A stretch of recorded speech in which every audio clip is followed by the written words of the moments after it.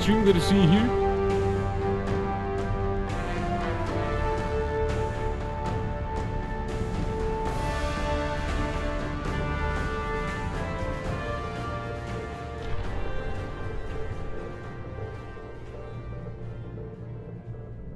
Alright, let's do this.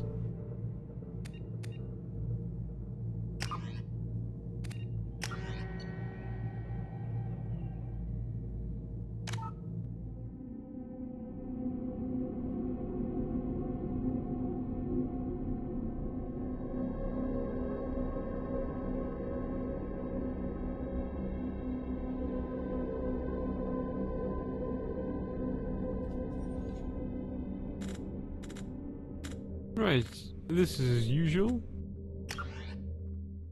Raccoon Shepherd, level 50, Engineer, Paragon Commander Shepherd followed the Paragon path. Undernut Rex survived the mission on Vermeer. Ashley Williams was killed in Vermeer. The Council was saved by Commander Shepherd during the attack on the Citadel. Well, that's more or less like it.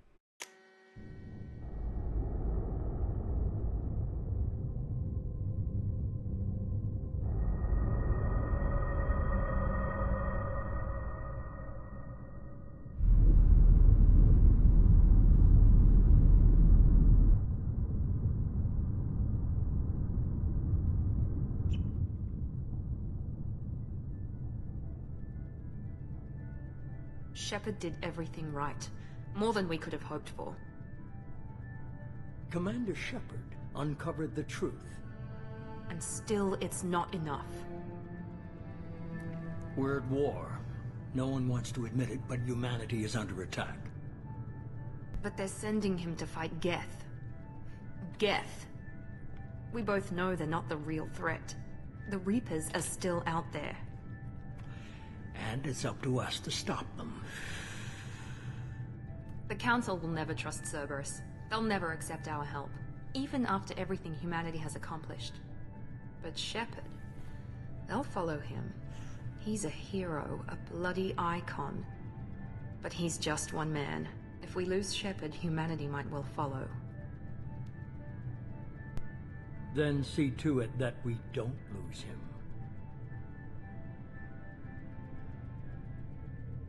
1 month after the devastating Geth attack on the Citadel, the galactic community struggles to rebuild. The Alliance fleet made a tremendous sacrifice to save the Citadel Council and earn humanity membership in their prestigious group. Now the Council is forced to respond to evidence that the Reapers, enormous machine that eradicate all organic civilization.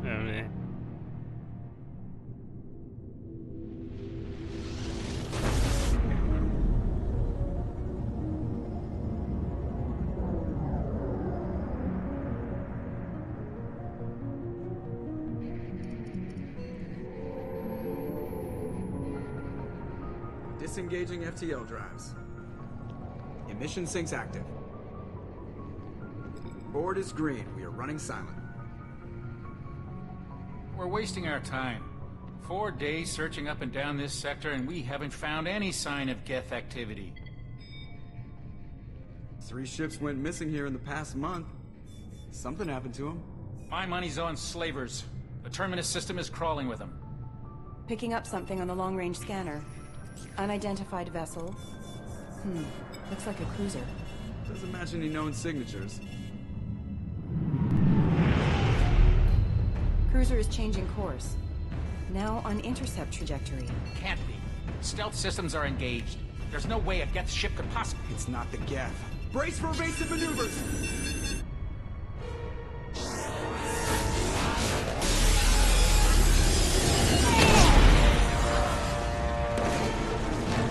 Presley! Kinetic barriers down. Multiple hull breaches. Weapons offline. Somebody get that fire out.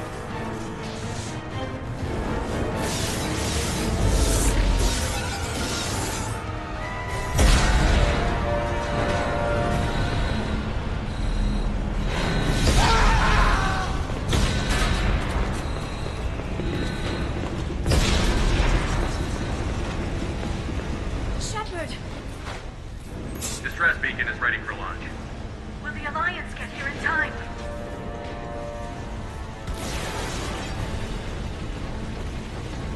The Alliance won't abandon us. We just need to hold on. Get everyone onto the escape shuttle. Joker's still in the cockpit. He won't evacuate. I'm not leaving either. I need you to get the crew onto the evac shuttles. I'll take care of Joker.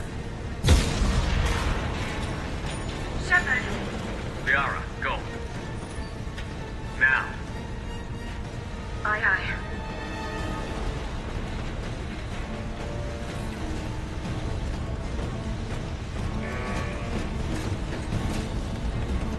Everybody in!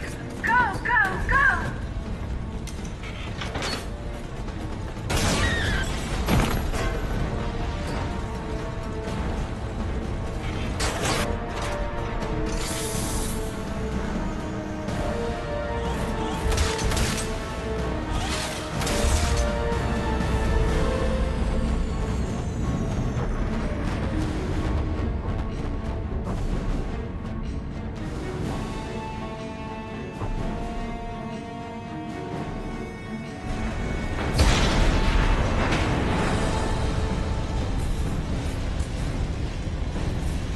Mayday! Mayday! Mayday!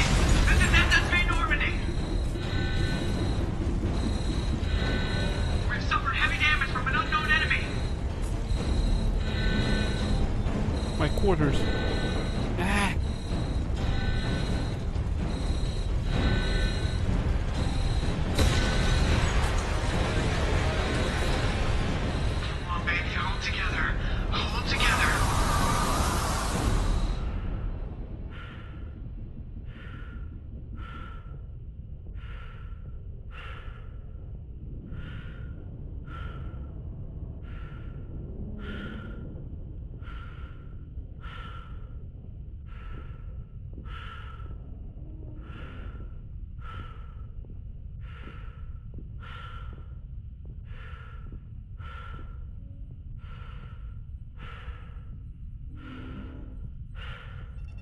on, Joker. We have to get out of here. No, I won't abandon the Normandy. I can still save her. The Normandy's lost. Going down with the ship won't change that. Yeah, okay. Help me out. They're coming around for another attack.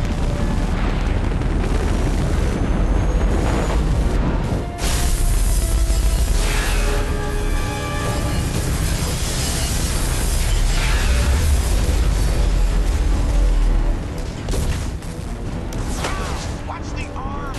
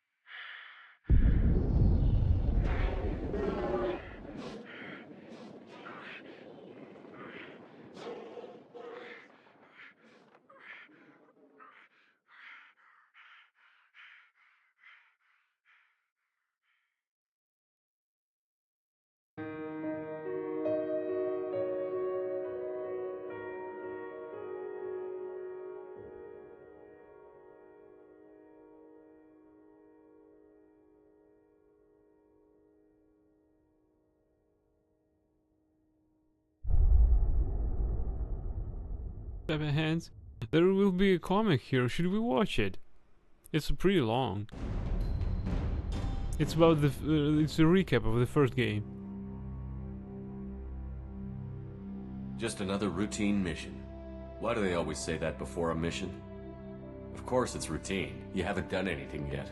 It's everything that happens along the way.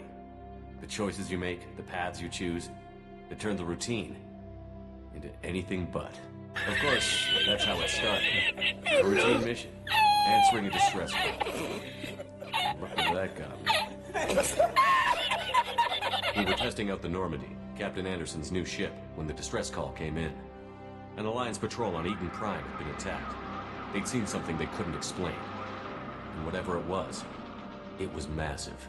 I hit the ground with my lieutenant, Kaidan Alenko. A good kid, loyal, by the book, with a talent for biotics. We came across the lone survivor of the patrol, Gunnery Chief Ashley Williams. We may skip it, you To the know. core. Tough, disciplined, ready to take on whatever came her way. Ashley joined up with us and took us to the spot where she lost her squad. That's when we saw it. The ship. Like nothing I'd ever seen. It was massive, scorching the colony and everything around it as it blasted away. We followed the path of destruction to an artifact, a beacon left by a long-dead race called the Protheans. The colony had dug it up, and whoever attacked them had tried to take it. Chief Williams made the mistake of getting too close. It hit her with some type of energy. I grabbed her and threw her out of the way. That's when it hit me. Hard. Every muscle in my body went rigid. I couldn't move, could barely breathe. Everything went black. And then I saw something. A vision. Dream. Nightmare. By the time I woke up, we were halfway to the Citadel on our way to meet the Council. I was expected to explain what I'd seen. Anderson came along. So did Adina, our political representative on the Citadel. With those two heavyweights, it seemed reasonable we could persuade the Council that the ship we'd seen was a potential threat. As was the individual behind the attacks. The main suspect for the Eden Prime massacre was a Turian Spectre named Saren. He'd been seen by one of the survivors from the colony at Eden Prime, and there was some evidence to suggest that the ship was connected to Saren. But even Adina's pointed accusations weren't enough to convince the Council. They just couldn't believe one of their chosen elite Spectres could be guilty of something like that. They needed proof. Which meant I needed proof. Fortunately, I wasn't alone in my search. Garrus, another Turian, wanted to help. a top agent for Citadel Security. Despite orders from his superiors that he shouldn't get involved, he told me he was suspicious of Saren, and he had some useful leads.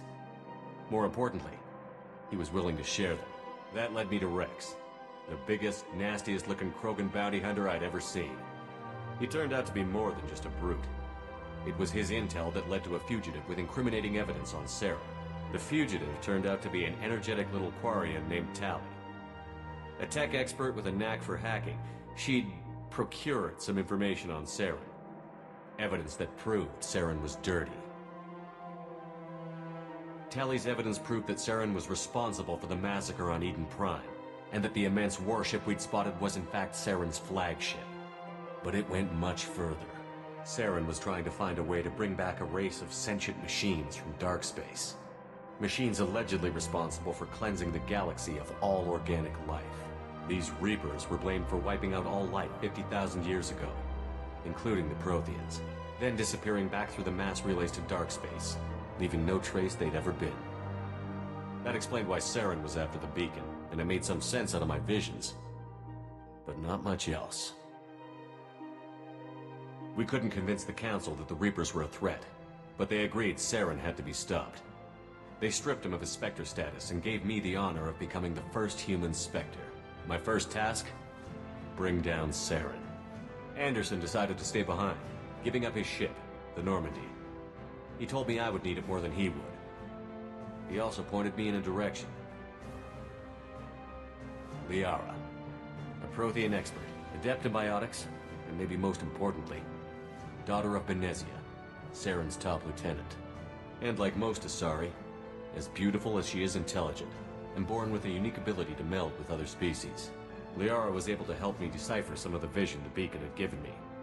Nothing concrete, but it gave me some clues. And a new appreciation for the Asari. Her technique for accessing my vision was unexpected, but not at all unpleasant. Ashley was a little concerned about the connection I shared with Liara. As commander, I knew either relationship had the potential to interfere with the mission. I told Liara about how I felt. Apparently she'd felt it too. But we agreed we wouldn't let it get in the way of our mission. Finding Saren. Thanks to Liara's help, we had our next lead. Benezia. Saren had taken her to Novaria, where he'd enslaved a dangerous race of insect-like creatures, the Rachni. He ordered Benezia to use the same technique Liara had used on me to extract information from the Rachni Queen. The Queen's drones were everywhere, and they weren't happy. We had to fight through hundreds of them to get to Benezia. By the time we arrived, Saren was gone.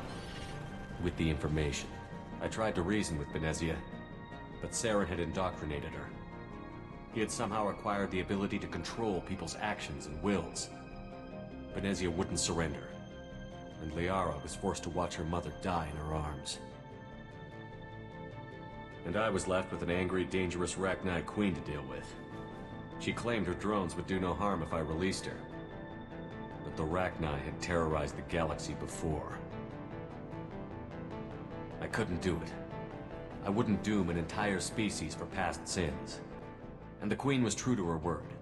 She left and took her army of drones with her. With Saren's top lieutenant dead, he was quickly running out of time and places to hide. I tracked him down at his base on Vermeer, but we soon learned it was more than a base of operations. It was a breeding ground. Saren was breeding an army of Krogan. He'd found a cure for the genophage, a disease inflicted on the Krogan to prevent them from breeding and taking over the galaxy. But the Krogan Saren was breeding were slaves, mindless beasts that obeyed Saren's will. I had to destroy the base, and all its research. Rex disagreed. Violently. Rex wanted the genophage cure for his people. I tried to convince him to help me destroy it, that these Krogan weren't real. But he wouldn't back down. Fortunately, Rex is smarter than he looks. He realized this wasn't the way to help his people, and that Saren was the real threat. When we finally got to the center of the base, I realized just how close Saren was to completing his plan. He was already in communication with the Reapers. Sovereign, Saren's flagship we'd all assumed was just a ship, was a Reaper. It spoke to me. threatened me. I could feel the menace it had for every living thing. It wanted me dead. It wanted us all dead. And I knew it was capable of doing just that. What I couldn't understand was why Saren would help it. But there was no time to think about it.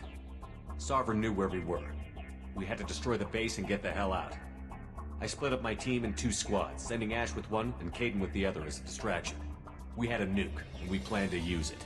Before we could detonate the bomb, Saren showed up. We fought. I stalled him to make time for my team.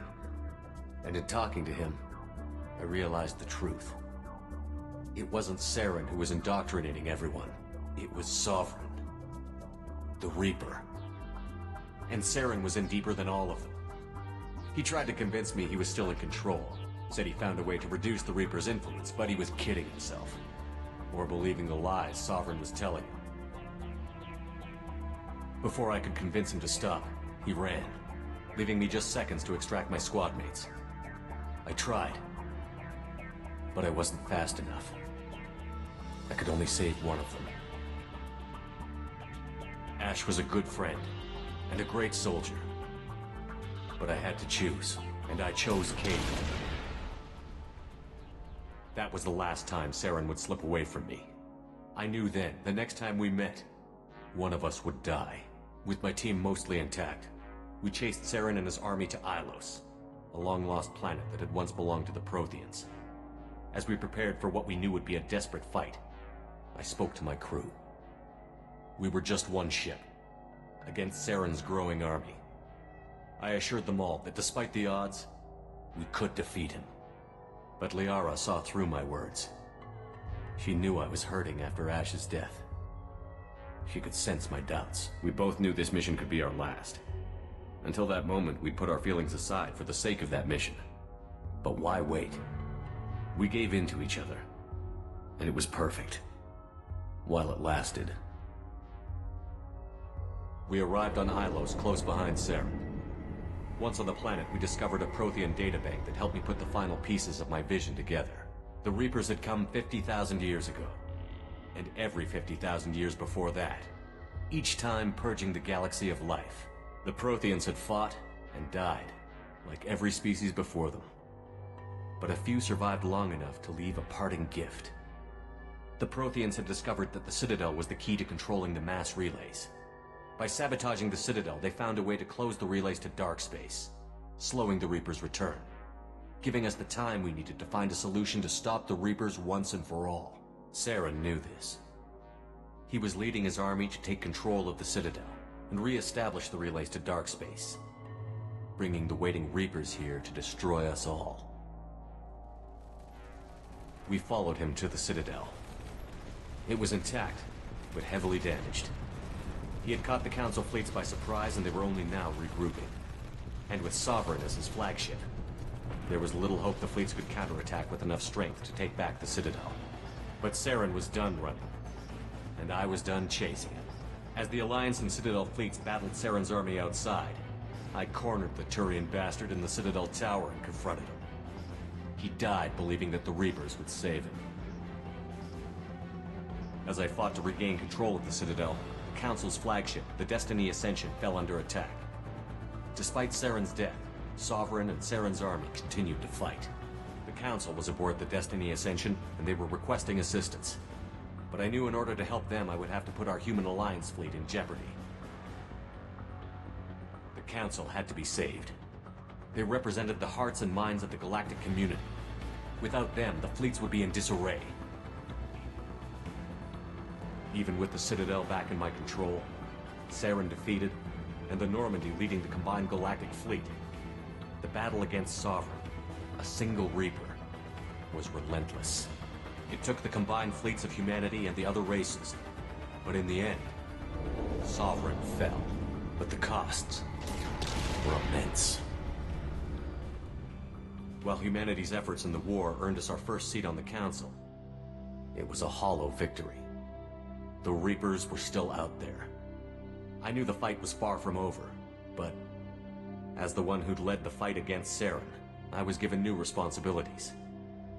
The choice of humanity's first counselor was left for me to decide. On the one hand, Udina, The lifetime politician. Ruthless and ambitious, he would easily navigate the political landmines that would soon be put in front of him. The other choice? Captain Anderson, the career soldier. Tough but Shit fair, happens. but a friend, and someone I could trust. Both great leaders in their own right. Why do I choose now? Anderson didn't want the job, which was a sure sign he'd be perfect for it. No ambition to get in the way. The war was over. The threat was past. In time, the council would rebuild itself. The Citadel would be located. Even the pain of poverty would fade. But none of that mattered if the Reapers were still out there. And if they were all as powerful as Sovereign, we had to find a way to stop them. I had to find a way. I gathered my crew, took my ship, and went in search of answers.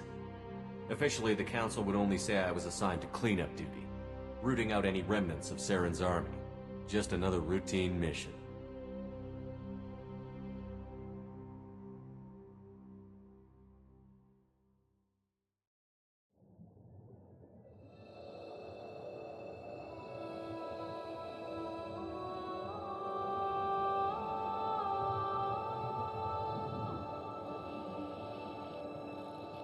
Commander Shepard has been recovered. The Lazarus Project will proceed as planned.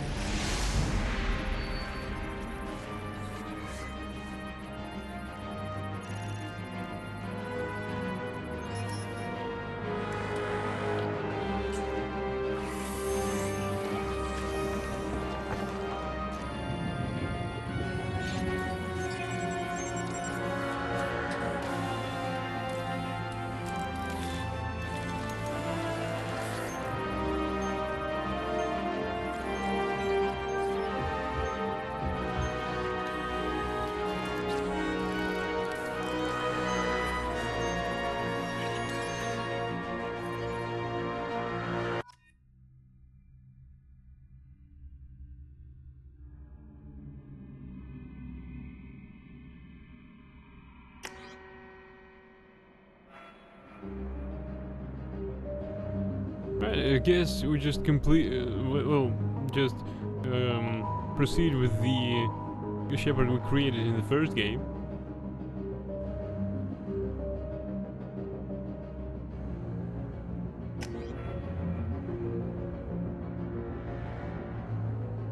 Choose your heartbeat rate, easy. Right, let's recap the classes now. Soldier, high-level operatives are outfitted with ocular synaptic processors that allow them to focus on targets with lethal accuracy. Power training, adrenaline rush, concussive shot, weapons training, assault rifle, shotgun, sniper rifle, heavy pistol, ammo training, incendiary, cryo disruptor. Soldiers are pure combat specialists, known as tougher or more effective at taking down enemies with gunfire. Soldiers have the most thorough weapons training and can use all special ammo types. Infiltrator. Infiltrators are equipped with cloaking systems that allow them to avoid detection for short periods of time, granting a tactical advantage over enemies. Power training, tactical cloak, incinerate, AI hacking. Weapon training, sniper rifle, heavy pistol and submachine gun, ammo training, cryo disruptor. Infiltrators are attack and combat specialists with a unique ability to cloak themselves from visual and technological detection. Infiltrators are deadly at any range with a wide variety of weapons, equipment and powers that can take down any enemy. Vanguard. Vanguards are outfitted with L5N implants, enabling them to perform a biotic charge that strikes the opponent with incredible force while bringing the Vanguard in close for a short-range combat. Power training, biotic charge, pull and shockwave. Weapon training, shotgun, heavy pistol and submachine gun. Ammo training, incendiary and cryo. Vanguards are feared for their high-risk, high-reward combat style, closing quickly on enemies and destroying them at close range with weapons and biotic ability. Sentinel. Sentinels are equipped with the most advanced ablation armor system to keep themselves safe. If overloaded, the system will stun all enemies within a short distance. Power training, tech armor, throw, warp, overload, cryo, blast. weapon training heavy pistol and submachine gun. Sentinels are unique, bringing both tech and biotic abilities to the battleground. While they lack the focus of adepts and engineers, their versatile can handle any situation. Adepts are outfitted with L5X implants that can spawn a micro-singularity, damaging enemies and pulling them into the air. Power training singularity, warp, throw, pull, and shockwave. Weapon training, heavy pistol and submachine gun. Adepts are biotic specialists capable of disabling and killing enemies with raw biotic power. While they lack advanced combat training, they are the best at defeating enemies without firing a shot. Engineer can spawn combat drones to harass enemies or force them. People clown. Engineer can spawn combat drones to harass enemies or force them out of entrenched cover positions. Power training, combat drone, overload, incinerate, AI hacking, cryoblast. Weapon training, heavy pistol and submachine gun. Engineers are tech specialists, the only class able to employ combat drones on the battlefield. Engineers are the most effective class at blasting through enemy defenses and disabling opponents.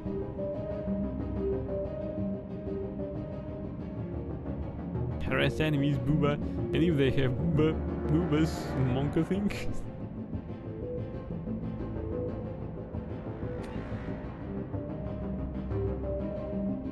There is no info on main special ability of any class here.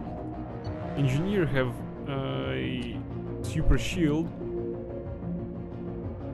I don't know what soldier has. I tried to play it, but at low levels it's pretty boring actually. All the weapons training is fuzz and the accuracy is shit.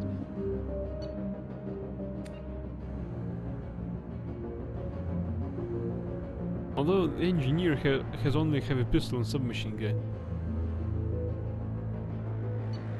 Adept is an adept of clowning.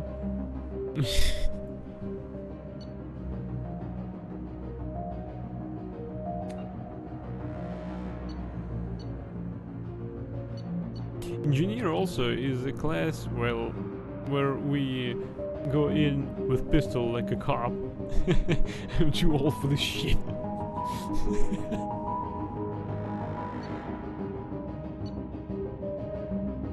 Alright, we started as an engineer in the first game. Might as well proceed with this class here. How do you think, bro? There is no info on hacking. I mean the hacking of the containers or electronics and shit. I can't remember, I didn't try it all out.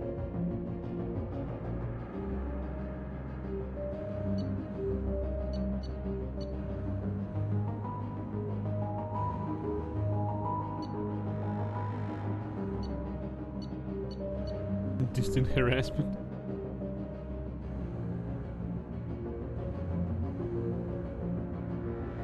Right, let's try an engineer, I'd say. By the way, in this comic book, there was no... Adept seems fun enough, quite people clown.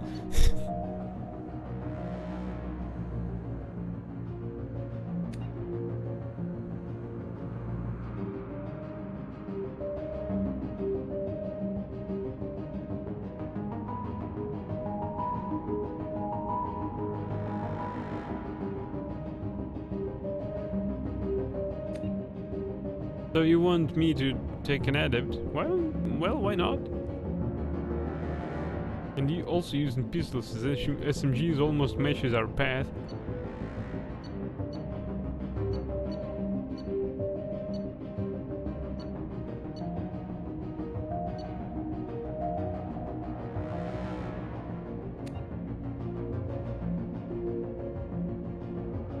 Also, engineer has a barrier ability. It really saves his ass.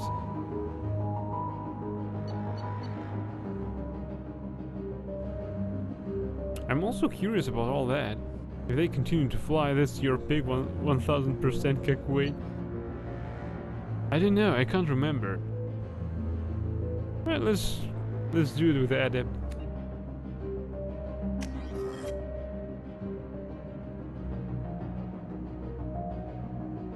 You wanted to get it.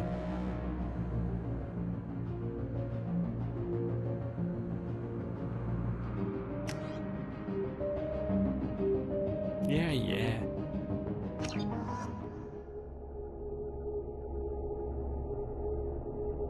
State-of-the-art weapons use thermal clips to prevent overheating. Clips are universally designed.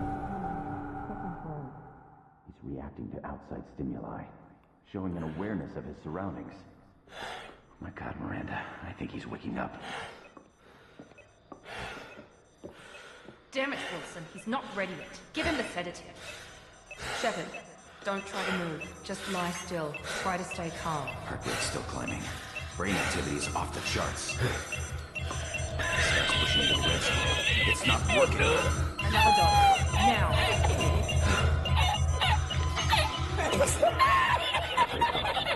Stats falling back into normal range. That was too close. We almost lost him. I told you your estimates were off. Run the numbers again.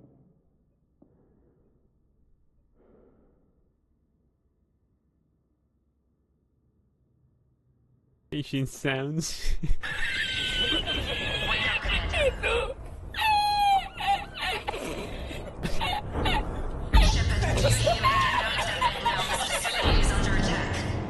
Turkish music faces. Your scars aren't healed, but I need you to get moving. This facility is under attack.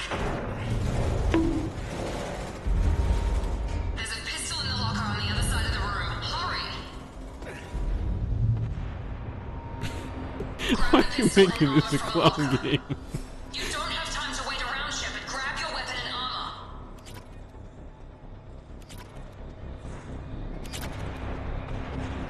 We get so many materials.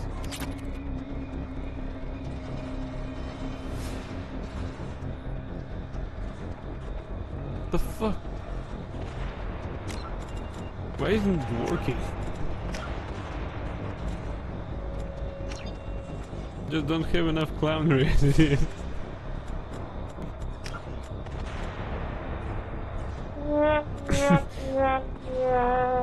What? Use his right shift? Really? This pistol doesn't have a thermal clip. It's a med bay. We'll get you a clip from... Damn it! Those canisters by the door are going to blow. Get behind cover now. Keep your head down, Shepard. Shield yourself from the blast. Someone's hacking security trying to kill you. Look for a thermal clip for your pistol.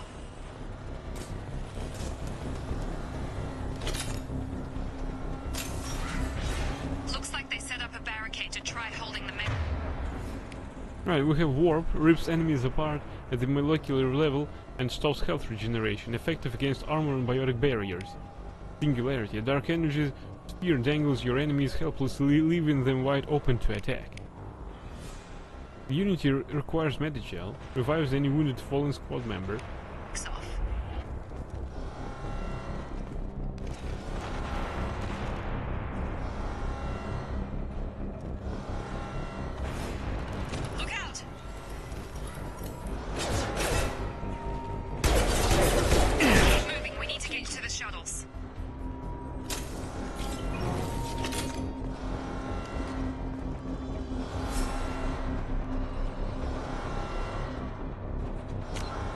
We have a codex.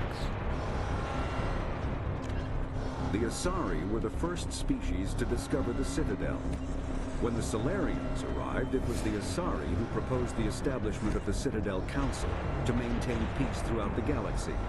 Since then, the Asari have served as the mediators and centrists of the Council. An all-female race, the Asari reproduce through a form of We've heard that parthenogenesis. before. The second species to join the Citadel. The Salarians are warm-blooded amphibians with a hyperactive metabolism. Salarians think fast, talk fast, and move fast. To Salarians, other species seem sluggish and dull-witted. Unfortunately, their metabolic speed leaves them with a relatively short lifespan. Salarians over the age of 40 are a rarity. The Salarians were responsible for advancing the development of the primitive Krogan species to use as soldiers during the Rachni Wars. They were also behind the creation of the genophage bioweapon the Turians used to quell the Krogan rebellion several centuries later. Salarians are known for their observational capability and non-linear thinking. This manifests as an aptitude for research and espionage. They are constantly experimenting and inventing. It is generally accepted that they always know more than they are letting on. Roughly 1,200 years ago, the Turians were invited to join the Citadel Council to fulfill the role of galactic peacekeepers. The Turians have the largest fleet in Citadel space, and they make up the single largest portion of the Council's military forces. As their territory and influence has spread, the Turians have come to rely on the Salarians for military intelligence and the Asari for diplomacy. Despite a somewhat colonial attitude towards the rest of the galaxy, the ruling hierarchy understands they would lose more than they would gain if the other two races were ever removed. Turians come from an autocratic society that values discipline and possesses a strong sense of personal and collective honor.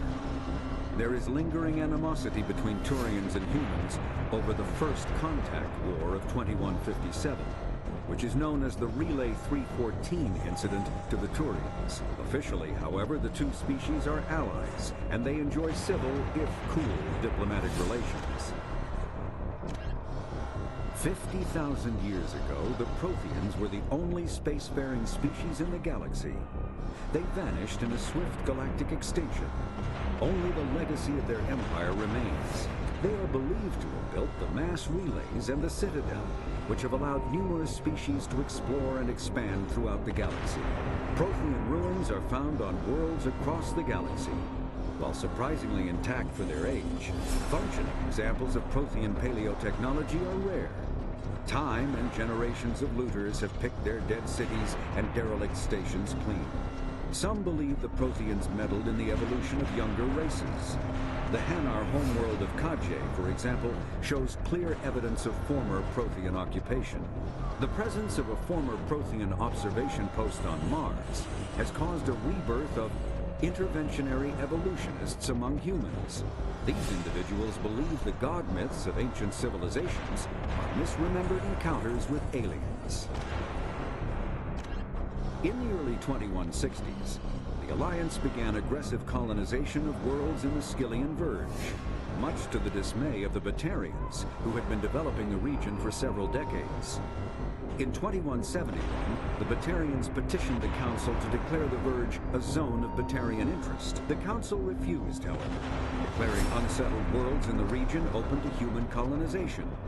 In protest, the Batarians closed their Citadel embassy and severed official diplomatic relations with the Council, effectively becoming a rogue state.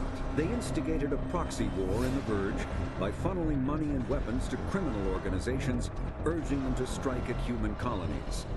Hostilities peaked with the Skyllian Blitz of 2176, an attack on the human capital of Elysium by Batarian-funded pirates and slavers. In 2178, the Alliance retaliated with a crushing assault on the moon of Torfin, long used as a staging base by Batarian-backed criminals.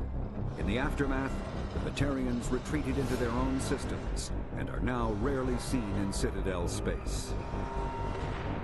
The Elcor are a Citadel species native to the high-gravity world Dakuna. They are massive creatures, standing on 4 muscular legs for increased stability. Elcor move slowly, an evolved response to an environment where a fall can be lethal. This has colored their psychology, making them deliberate and conservative. Elcor's speech is ponderous and monotone. Among themselves, scent, slight movements, and sub-vocalized infrasound convey shades of meaning that make a human smile seem as subtle as a fireworks display. Since their subtlety can lead to misunderstandings with other species, the Elcor often go out of their way to clarify when they are being sarcastic, amused, or angry. Dakuna's high gravity impedes mountain formation. Most of the world consists of flat, open plains, which prehistoric Elcor wandered across in small family bands.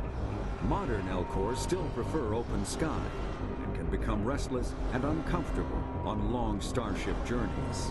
Restless Elcor? Yeah. The Geth are a humanoid race of networked AIs. They were created by the Quarians 300 years ago as tools of labor and war. When the Geth showed signs of self-evolution, the Quarians attempted to exterminate them. The Geth won the resulting war. This example has led to legal, systematic repression of artificial intelligences in galactic society. The Geth possess a unique distributed intelligence. An individual has rudimentary animal instincts, but as their numbers and proximity increase, the apparent intelligence of each individual improves.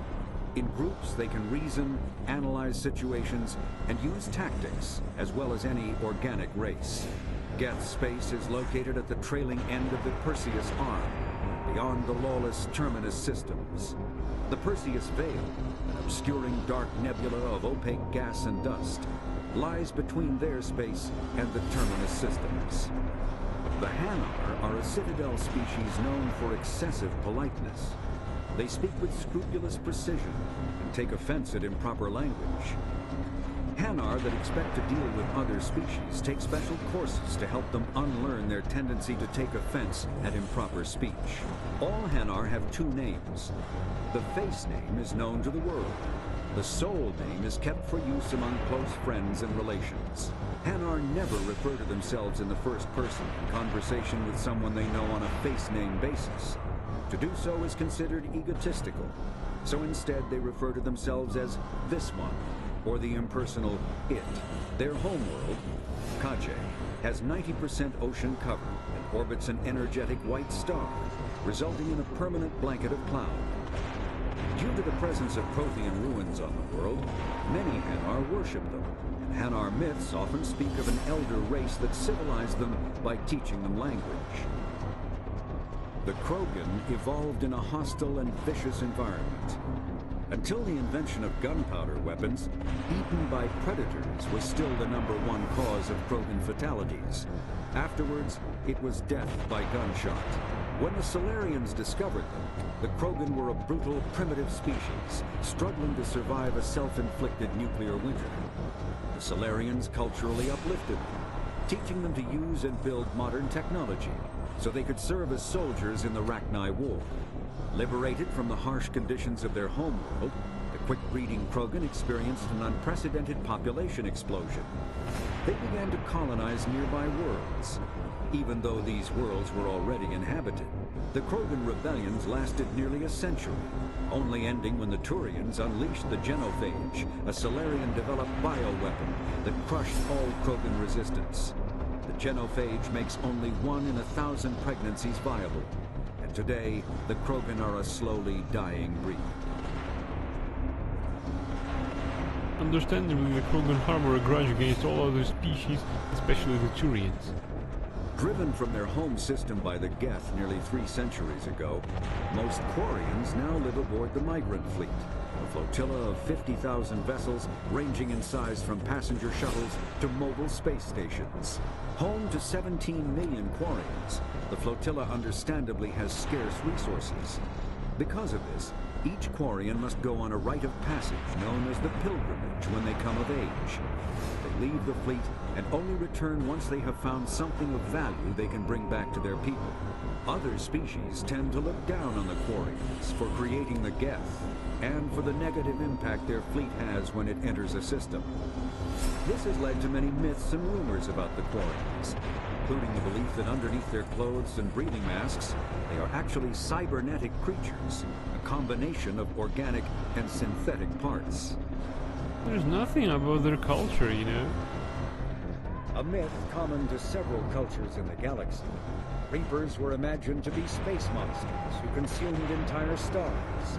Archaeologists and mythologists attempting to uncover sources for such myths have yielded little, except interstellar religious themes of all-consuming devils common to primitive cultures. The Volus are a member species of the Citadel with their own embassy, but they are also a client race of the Turians. Centuries ago, they were voluntarily absorbed into the hierarchy, effectively trading their mercantile prowess for Turian military protection. Erun, their homeworld, lies far beyond the normal life zone of its star. However, the world has a high-pressure greenhouse atmosphere that traps enough heat to support an ammonia-based biochemistry. As a result, the Volus must wear pressure suits and breathers when dealing with other species, as conventional nitrogen-oxygen air mixtures are poisonous to them, and in the low-pressure atmospheres tolerable to most species, their flesh will actually split open. Volus culture is tribal, bartering lands and even people to gain status. This culture of exchange inclines them to economic pursuits. It was the Volus who authored the Unified Banking Act, and they continue to monitor and balance the Citadel economy. The Citadel is an ancient deep space station, presumably constructed by the Protheans. Since the Prothean extinction, numerous species have come to call the Citadel home. It serves as the political, cultural, and financial capital of the galactic community. To represent their interests, most species maintain embassies on the Presidium, the Citadel's inner ring. The Citadel Tower in the center of the Presidium holds the Citadel Council chambers. Council affairs often have far-reaching effects on the rest of the galactic community. 5 arms, known as the Wards, extend from the Presidium. Their inner surfaces have been built into cities, populated by millions of inhabitants from across the galaxy. The Citadel is virtually indestructible. If attacked, the station can close its arms to form a solid, impregnable shell. For as long as the station has existed, an enigmatic race called the Keepers has maintained it. Right, what skills do we have? Squad points 4. What squad point? We got 1 Paragon point. Alright. Right, let's do something. We can listen to the encyclopedia all day. Squad point.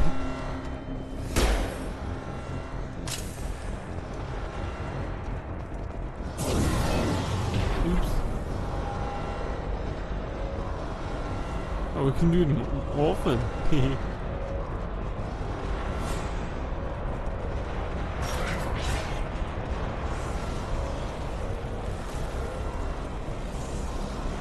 That's wise to shoot an illuminator in space. Yep. Security mechs are closing in on your position. Take cover. Don't take any chances. Stay in cover while you take out those mechs. They're authorized for a lethal force.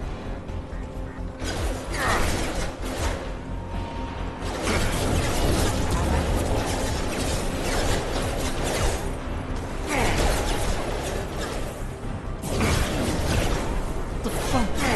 Lost deal.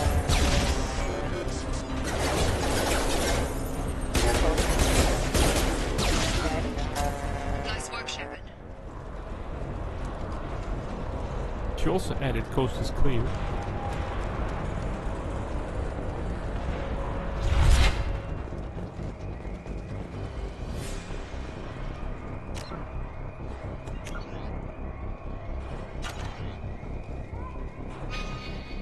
Any map? No map?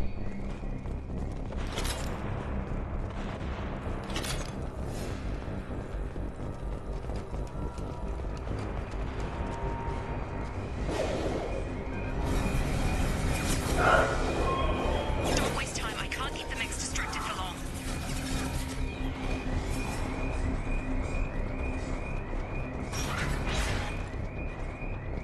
More reinforcements heading your way. Grab the grenade launcher off the security officer's body. Here come the mechs. Use the grenade launcher to take them out.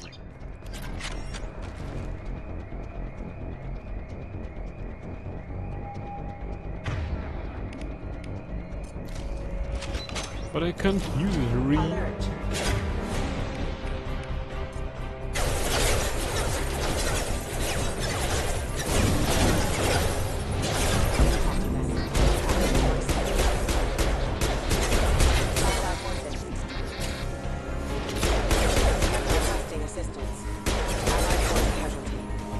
I'm an non-biotic re. Impact imminent. Hostile forces have engaged. Take the elevator down 1 floor. The downside of using this grenade launcher is it as it has limited ammunition. Get to the door. Run. That it ha- Head to the next room and I'll try to beat you. Shepard, read me. I've got them closing in on my position. people cloud. The fact is about this grenade launcher is that it has limited ammo per game. Can you believe that?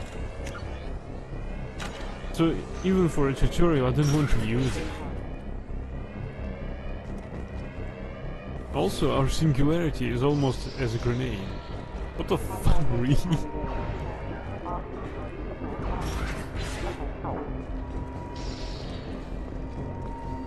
Cerberus data logs. Progress is slow, but subject shows signs of recovery. Major organs are again functional, and there are signs of rudimentary neurological activity. In an effort to accelerate the process, we've moved from simple organic reconstruction of the subject to biosynthetic fusion. Initial results show promise.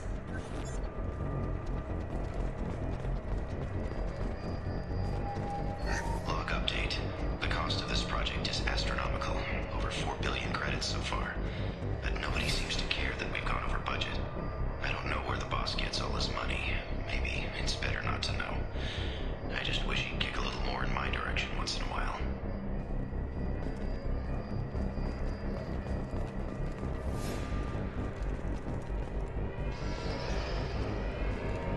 Well, it's well over our budget. In the previous game we only had 10 million credits.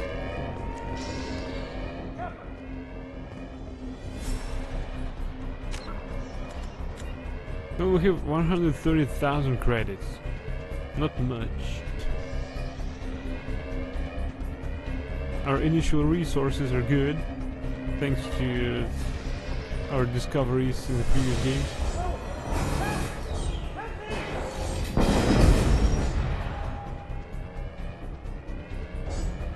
Log update. I can't figure Miranda out. As project director, she should be ecstatic at all the progress we've made. But she's still the same old Ice Queen. Maybe she's worried Shepard might become the new favorite. Or maybe she is just a pure cold-hearted bitch.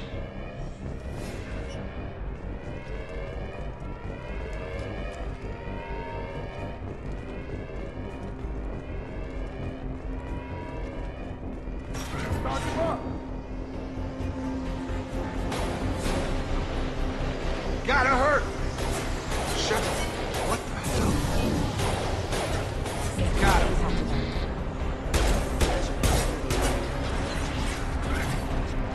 What are you doing here?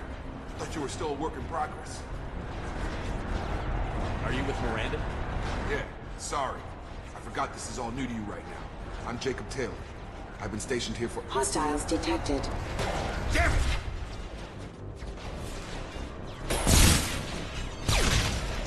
Things must be worse than I thought if Miranda's got you running around. I'll fill you in, but we better get you to the shuttle first. I know this isn't the best time, but I'm sick of stumbling around when I don't know what's going on. Fair enough. I'll give you the quick version. You and your ship were attacked and destroyed. You were killed. Dead as dead can be when they brought you here. Our scientists spent the last 2 years putting you back together. You've been comatose, or worse, that whole time. Welcome back to your life. This doesn't look like an Alliance facility. It isn't. I can't say much more than that for now. The Alliance officially declared you killed in action. The whole galaxy thinks you're dead. And if we don't get to those shuttles, they'll be right. Were there any other survivors from the Normandy? I'll tell you what. You help me finish off these mechs, and I'll play 20 questions with you all day. We're low on thermal clips, but I'm a biotic. Just give the order when you want me to hit them with the good stuff. Authorized. I can do this shit too.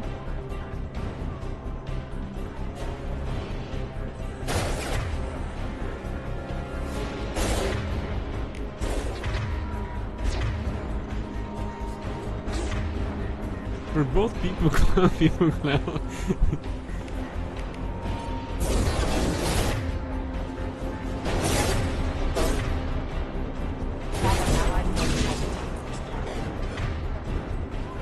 Where's my second clown? Oh. Send your ammo, pull.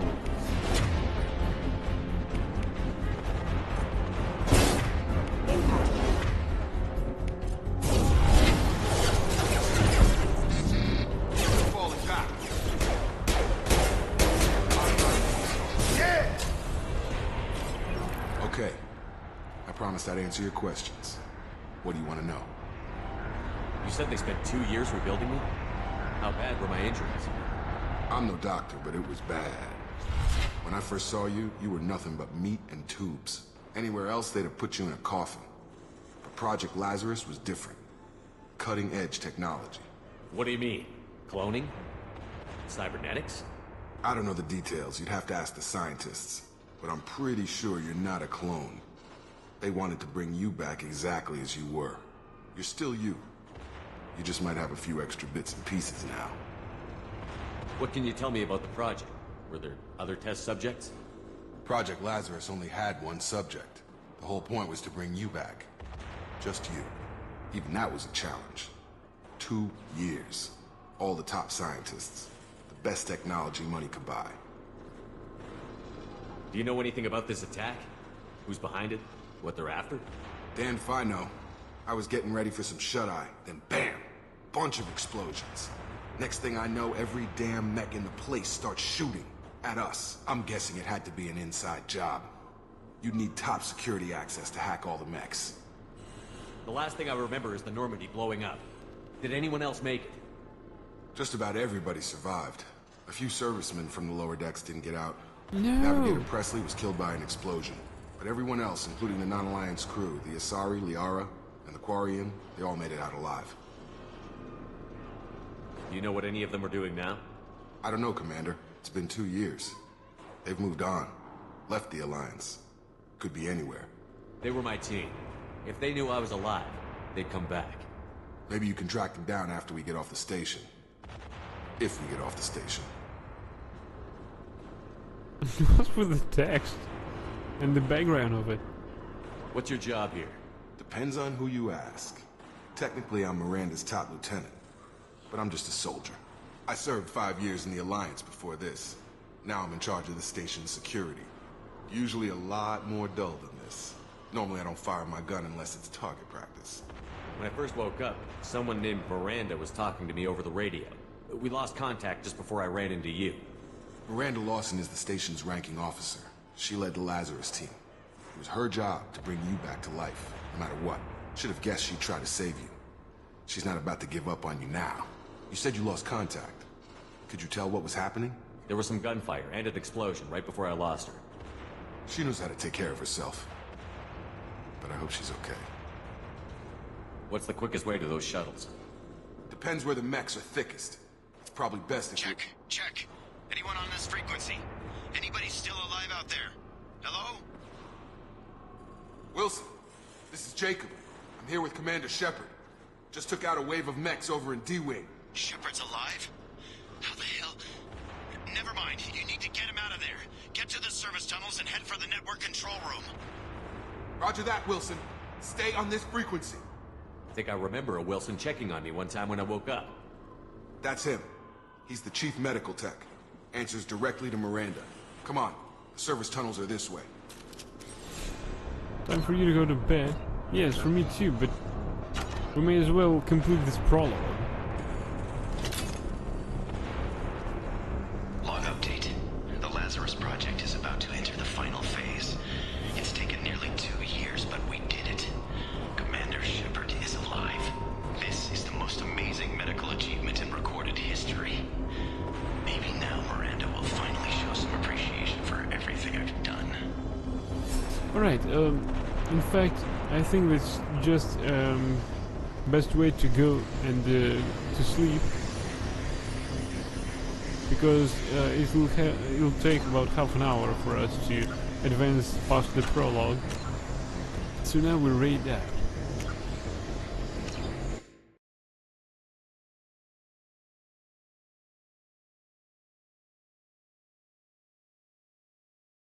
So now we're clowns. Congratulations.